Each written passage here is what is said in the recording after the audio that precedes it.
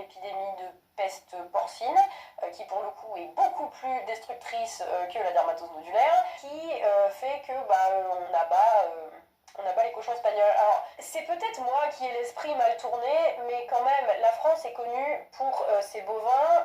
On a une maladie qui impose, soi-disant, de détruire le cheptel bovin français. En Espagne, il y a une épidémie de peste porcine, et c'est pas de chance, parce que ces Espagnols, c'est un peu leur spécialité le cochon. Et en Grèce, c'est leur spécialité le mouton, et ils ont une épidémie qui touche les moutons. Il y a un schéma ou c'est moi?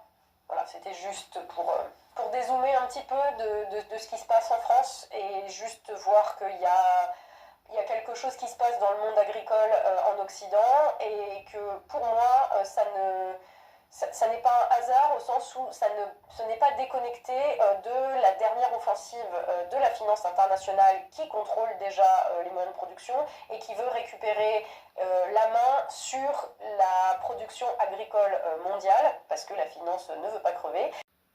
Et là, je dirais, bienvenue, bien vu, Tatiana Ventose. Effectivement, il y a un problème. Mais même au niveau des régions, régionalement, on a en Vendée, on est plutôt spécialiste de la volaille. Et on a la grippe aviaire.